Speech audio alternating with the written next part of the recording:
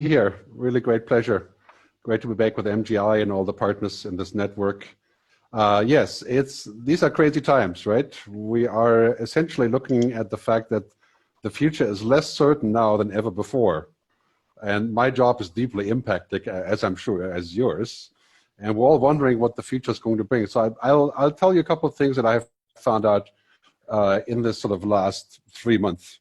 You know, in 2019, I took roughly 350 flights to get to engagements and speaking all over the world, roughly 800,000 miles. I know it sounds crazy, right? This year, it's a complete pivot. It's all in here, right? In there. It's all in a digital environment. So everybody's pivoting to different things.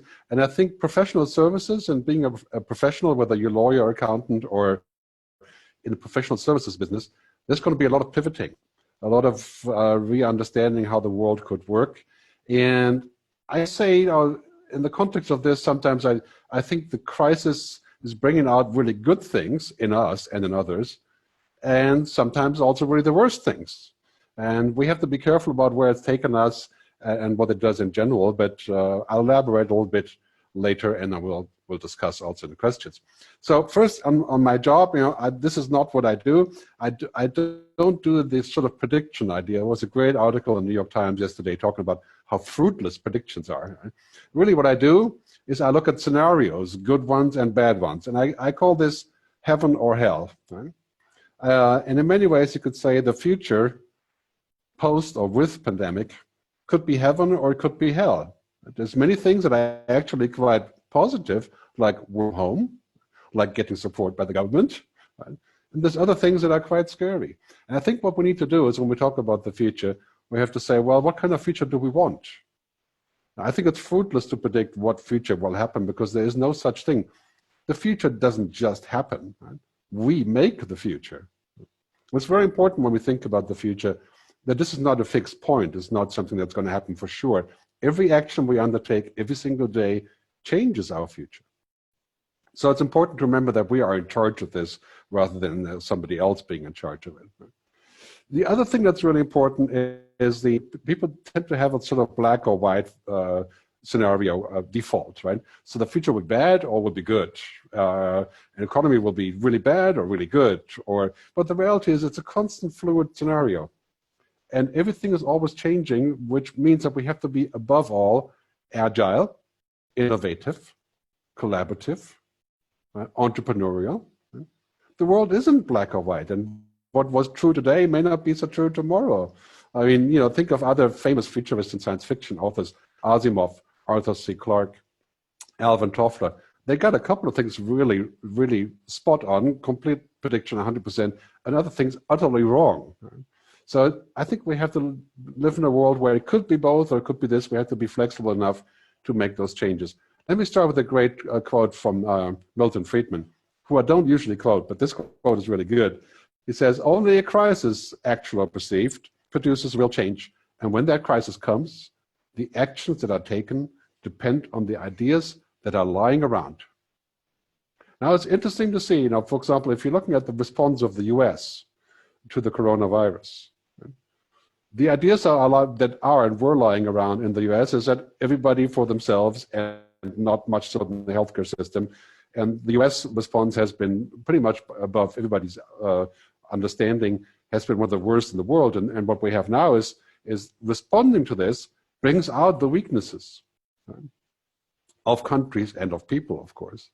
And so in this crisis, people are going to look back at your company and yourself and at me, and they're going to say, well, what did they do during the crisis? You know, like we used to say, what did they do during the war? It's kind of like a war now in so many ways, you know, except for hopefully a lot less people dead. But this is an important point. That you have to do the right thing now because people are going to look at you later and say, well, did they help me? Did they go the extra mile? I can tell you right now, for your clients, like all for my clients, you got to go the extra way. You have to show solidarity. You have to be compassionate. You have to solve problems. You know, and you have to get out of the way for new things. That's so important because keep in mind, ultimately, business is all based on trust, and trust isn't in here in this computer or in that camera. Trust is in here. This is why we trust each other. And you know, downloading something from a website doesn't create trust. You know, you can't download relationships or happiness. Right? It's very important that we build trust, because that's the only thing that's going to bring business to us in the future. So the recession, right? Many people have said, you know, what is the shape of this recession? You're familiar with the recession shapes. I know you can't really see them here, but it's just for illustration purpose, right? The V shape, right? Goes up, goes down very quickly, and goes up very quickly. That would be lucky. That's not happening this time. The U shape means goes down, stays down for a bit, goes back up. Right? The W or triple U shape means it goes up and down. That's kind of what we have now. But the research has shown that roughly 50% of people, business people, think that we are an L shape, right? The L shape is the absolute worst, right? Which means down, down, down, down, down, continue down. And I think the reality really is that we're looking at the next 2 or 3 years as a combination of W's and L's. Right? And we have to be prepared. The way that we can prepare for this is to create offerings that fit in there, right? That are flexible, right? That acknowledge the situation. And, you know, again, my situation with, I'm grounded, I'm not flying. And I think many of us are experiencing this really for the first time, short of a global war. This is a reboot, right? We can't go out to eat, we can't fly, we can't travel, we can't meet. Will that go back to normal? Well, very much doubt that we're going to go back to normal in any sort of way, definition of normal. Yeah, we're going to go back to pubs and restaurants, and maybe we'll go back to the beach with the plexiglass in between. But the fundamental understanding of the world has changed. And there's many good things and many not so good things about this, but the narrative, right? Think about the narrative. We are now, the first time I think in 50 years, we are realizing how important other humans are and what we have to do to keep close to them, how much we want them to be close, yeah? How much the internet can do and how much it cannot do. I mean, clearly, when you watch me like this, you know, it's nice. I enjoy it, talking to you like this. But clearly not at all the same than rubbing shoulders, sitting in a conference hall, or having some donuts and coffee or beer or whatever later on. It's a whole different thing. But we have to get used to that in our mind, because our minds are, you know, humans are basically, yeah, they like to continue with things that we've done before. So this is a really tough change for us. If you have kids, one thing we can teach our kids: be prepared, right? Get ready to flip direction, right? Come up with new solutions. Don't take so much for granted, right? And, you know, go easy on the fear, right? I think that many people have developed a fear, especially now, that will lead us to some bad conclusions in the long run. But here's my recipe for the future. The world is kind of coming to a standstill. Now it's cranking up again a little bit, but we're definitely slowing down the economy, slowing down globalization. So here's my 4 tips for all of us to think about a better form of survival. Right? First, we're going to spend this year, 2020, pretty much looking at survival. Cash flow, loans, co-organization, reinvention, thinking up new things. It's really interesting. In Italy, I just did a seminar in Italy yesterday, and somebody told me in Italy now they are blocking off the roads in Rome and Florence and other places in the city center to move the restaurant into the street. Right? I mean, what a creative solution to say, well, you have to sit 5 meters apart, so that means you can't go to the restaurant, not enough people. We'll push the restaurant out in the street, just close the street, because the restaurant is more important than the drivers. Very creative solution. So that's survival, that's number 1. Second one is collaboration. We are not going to go through this crisis without extensive collaboration. So that even goes for your competitors. I mean, look what's happened to the airlines. I mean, clearly this kind of idea of how we're going to overlap and help each other, we have to hyper-collaborate, not hyper-compete. That's also the only way we're going to find a therapeutic and ultimately a vaccine, right? By hyper-collaboration. And this is really becoming much more important. Right? The third one is adapt. Change our business model, just like we're doing this now. We're not meeting in a location. Will we ever meet in a location? Yes, I think we will, but it will be different, right? And we have to transform. So here's an important question that you have to ask yourself, whether you're a lawyer or accountant or a bookkeeper or whatever you do in the professional services arena, right? What is the next edition of my work going to look like? And how can I create value? And I think this may be difficult now, but now is a good time. I think there's a great saying from Greece. when the fish aren't coming, you mend your nets. And I think many of us are doing that now. Just make sure you use the time to think about transformation and collaboration and where that will take us. Today, great announcement, finally, by the European Commission, led by Merkel and Macron, about how there's going to be 500 billion euros for grants for the southern European countries to come out of the crisis, and also the Eastern European countries from the rich countries like Germany. Right? And how finally the thought of having a United States of Europe with really almost unlimited solidarity has taken hold. It has taken them 4 weeks to think about this. That's probably the kind of time frame that the Commission needs, right? But here's the thing about Europe. I think many of you are from Europe. The number one thing is either we're going to collaborate and work together and become kind of a United States of Europe, you know, by having independent countries and regions, and just like we have here in Switzerland where I live, you know, it's very autonomous, but still together. Either we're going to have that, or the future will look bleak compared to the US and China, of course. So the US of Europe, yeah, that's our reality, that's our way out, I think, in Europe. That is painful, clearly. But sometimes it's more like the question of asking, you know, what is the least pain rather than no pain, you know? So big discussion about that. I would put my bet on this. We're going in this direction. I'm quite hopeful that we can make all the practical things happen. Like we're going to have water policy, energy policy, technology policy, research together in Europe, creating a market of roughly 1 billion people. I think that's going to be pretty amazing. So the future, the immediate future is really this, right? Big tech, big health, big state, in a nutshell. So I'm giving you something that's not a video for a change here, right? Well, clearly technology is the winner in this crisis. I mean, technology is exploding with power, and without technology, we'd be useless now. We couldn't work from home, and this is a trend that's going to go on. We're not going to go back to the office unless we have to, unless we want to, unless, of course, there's human reasons, which there are plenty. But working from home and doing these things is staying. Now, many of us are already used to this. Big health. I mean, all the money that used to go into the military and maybe to oil and gas subsidies, you know, they're moving to healthcare because we have to be prepared. There's going to be more pandemics. There's going to be more things that we need to do together with healthcare. And finally, big state means that the government is mingling with everything now. I mean, basically, most of us are getting support from the government one way or the other. And there's going to be more taxes because of that. So the state and government is going to be big in every possible way. And this also means a lot of responsibility for government not to get too big and overpowering. So that really depends on the country. Here in Switzerland, we're in a good position in that regard because it really comes down to trust, right? So on that note, technology, the first point, big tech. Everything around us, let me move out of the cloud here. Everything around us is becoming technology. Everything is moving to the cloud, right? Our healthcare records, that will be huge if we can secure it, but that's inevitable. Just like our books have moved to the cloud, our movies are on the cloud, our films are in the cloud, our travel is in the cloud, our food is going to be in the cloud. Right? So this is vastly efficient, but we have to think about how we control it. And this is one of the key issues. I sometimes call this here, you may have seen the Vitruvian Man, you know, Da Vinci. I call this the Neoluvian Man.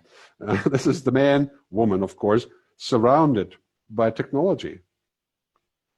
And this can be very overwhelming, I think, especially when you're not 15 and a gaming expert, right? I mean, all the game changes, I talk about this a lot in my work, just Google for game changes and Gerd, you'll find all that. The cloud, the Internet of Things, connected devices, 3D printing, quantum computing, this is all coming in the next 10 years. If you do not understand technology, you are in deep trouble. Right? And this doesn't mean, of course, that we should obsess with it, but we should clearly understand what it does. Like, you know, take a simple fact like cloud computing or 3D printing. I mean, we're going to be able to do things that were unheard of, you know, printing our iPhone covers, printing our shoes, printing ice cream, printing food, right? Artificial meat. So this impacts all of our discussions about the future. Basically, we're moving into a completely digitized world. Now, here's important for us as humans. What we do isn't data. Well, people would argue that, some people, and I say, if it's data, at least it's not binary. It's not just zeros and ones. Your computers are good in zeros and ones, and they can look at 1 trillion of them. We can't. But we are actually many times not just yes or no. We have many things in between. We are what's called multinary. It's important to remember that the real asset in business and in life is not going to be prescribed by data. It can be analyzed, it can be looked at. It's a fantastic tool. But analytics isn't the same as intuition. Analytics is a powerful tool, but intuition, imagination, that's also a very powerful tool. Jeff Bezos, great example. He talked about this for years, saying that basically every decision he makes is going to be based on data and intelligence. And then just 6 months ago, I saw one of his speeches. He said, the way I decide stuff, I take the data, but really in the end, it's my intuition, my imagination, my desire. Like, okay. So, that's kind of the path forward for us. Clearly, this here, artificial intelligence coming in and telling us what to do, that's amazing when it's about, Google Maps. It's amazing when it's about simple diagnostics. It's amazing when it's about scanning your skin and giving you a tip of what it could be. But we have to be also a little bit careful here and say, are we going to ask the right questions? Are we going to be skilled, right? So AI is going to be a fantastic tool, but at this point, AI is not, it's only A, it's not I, it's not really intelligent like we are. And that will change, yes. Some people say the singularity, roughly 20, 30 years, 2050, where computers can simulate humans much more than today. But I think at this point, let's dial down the fear a little bit. I prefer to use a different word than AI. I use IA, intelligent assistance. Right? This is really what's happening. And that's, I think for you, in your business, that's what it comes down to. Optimization, productivity, efficiency, power tools, basically, but not anything that's close to our sort of existence. Right? The other thing is what's happening here with data is that in many ways, many countries and also companies are using the corona crisis as a sort of corona washing. It's called corona washing, right? Giving us an excuse to collect more data. And I think in an emergency, is tracing and tracking everybody important? I think it is. And that creates an exceptional situation that we have to solve. But should it prevail afterwards? I think that's a very bad idea. We can only see what happened in the US, after September 11th, the Patriot Act, the FISA courts. Now this has become the new normal. It's actually the same law since then, hasn't changed. It's probably not a good idea to bring that into law, that we can track and trace everybody just because we're worried about the next iteration of the virus. It's a good idea today because this is an emergency. And I think we also have to be careful to make companies responsible for what they're keeping. If they're tracing us now, that data should be deleted. Very important, I think, also for your own practice and looking at what the future brings, because this is a reality, right? I've talked about this many times. Data is the new oil. But recently I've said, well, data is the oil. That's true. It powers everything. But it can also be used as plutonium, as a weapon. And that we have to be extremely careful with, because without data, we can't do business. Right? I mean, it's like, what happens if you can't use Google search or Bing or whatever you're using? It's like hard to find things. And not using data is not an option. So what we have to do is we have to make safety measures around data. And this is why social media has to be curbed in and be made responsible. I mean, it's basically our organization that goes into this kind of scenario. We have the future on one hand. Sorry, on one hand, I have to look at the right hand here. It's a present, right? Technology can be a present, but when it gets too big, it can also be a bomb. Right? I call this too much of a good thing. And I think in your business, technology is a fantastic tool, but don't make it too much of a good thing to destroy the basis of trust or to abuse the use of data or to outmode yourself, right?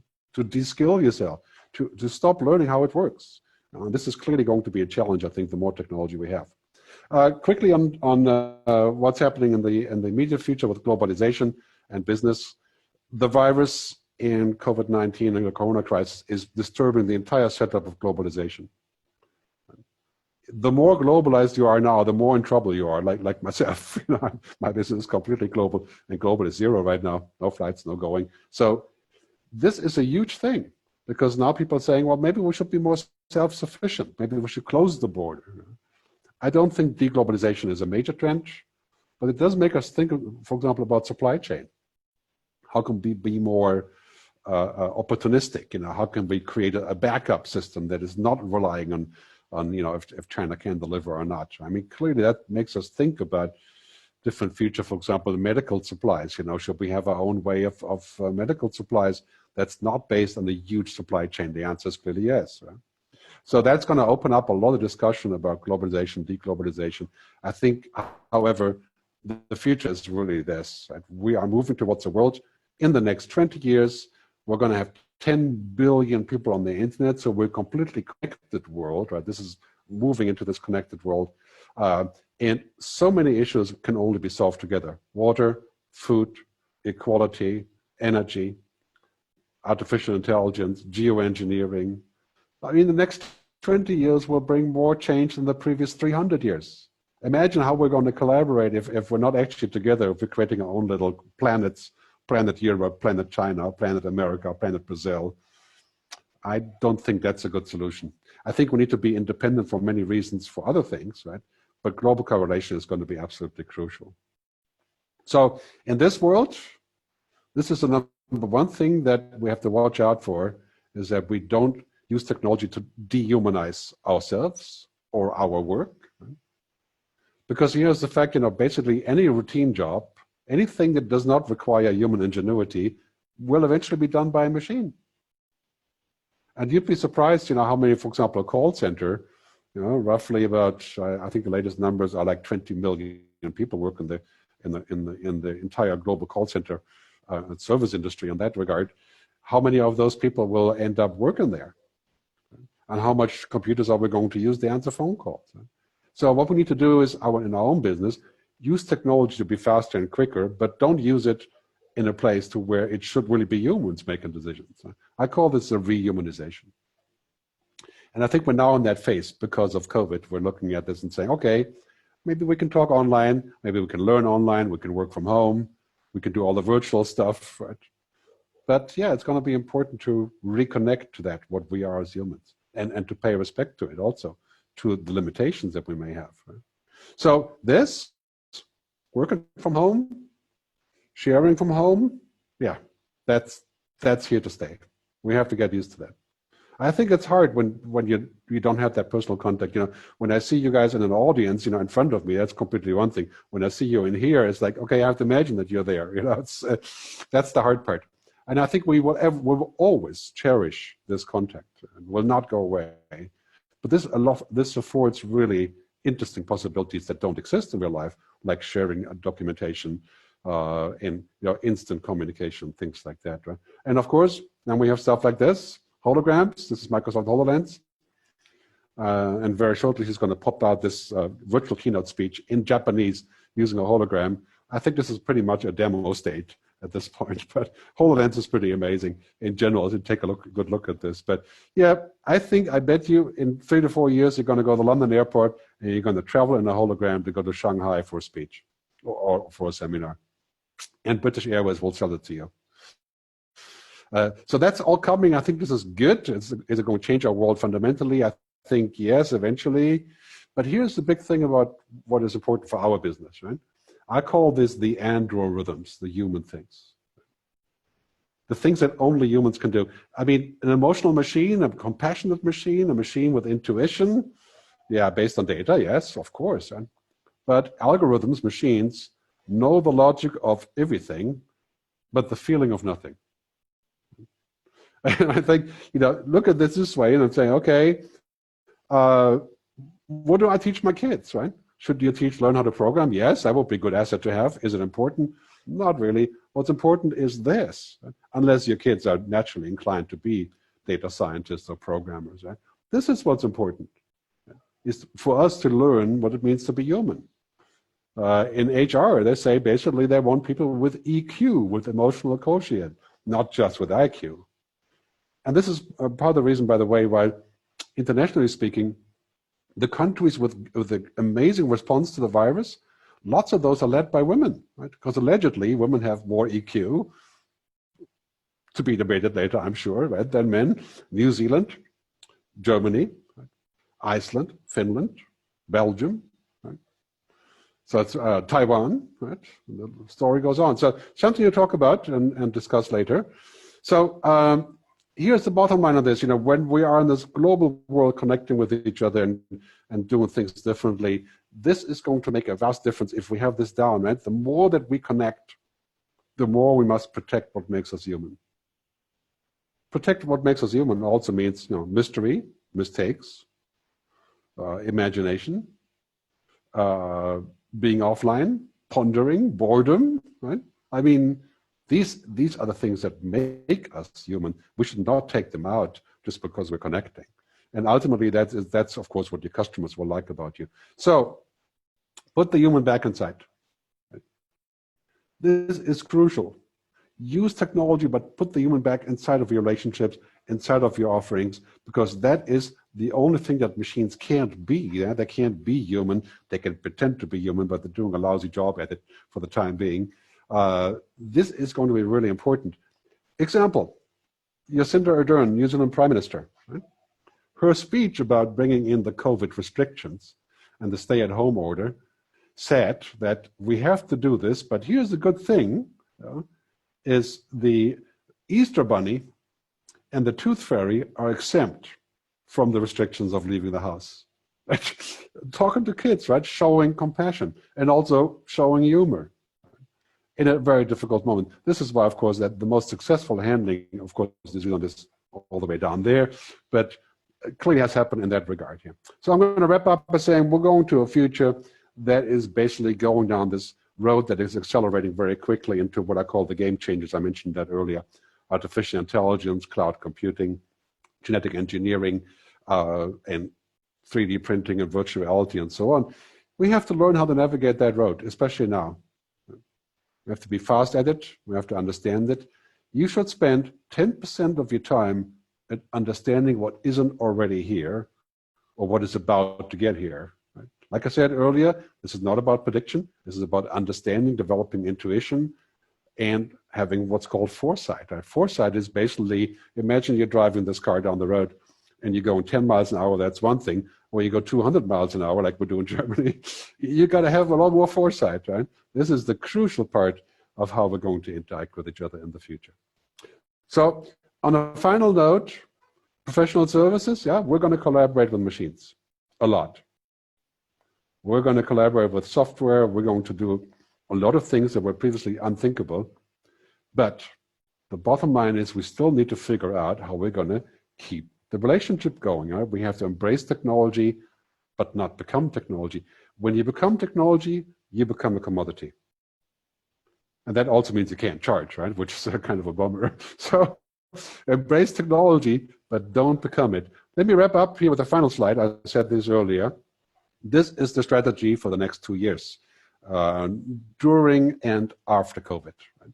Survive, collaborate, adapt, transform, open things up again when it's possible, be careful about surviving, right? Develop possibilities of doing these things in an entirely new way. I think this is kind of the recipe for the next 2 years. And stop asking for a definitive guide to the future.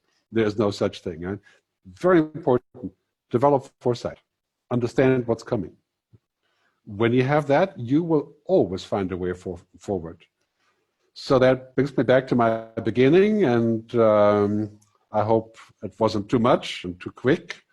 And I hope you guys are still there, hiding behind the camera. Thanks very much for your time. And let's take questions and debate. Thank you.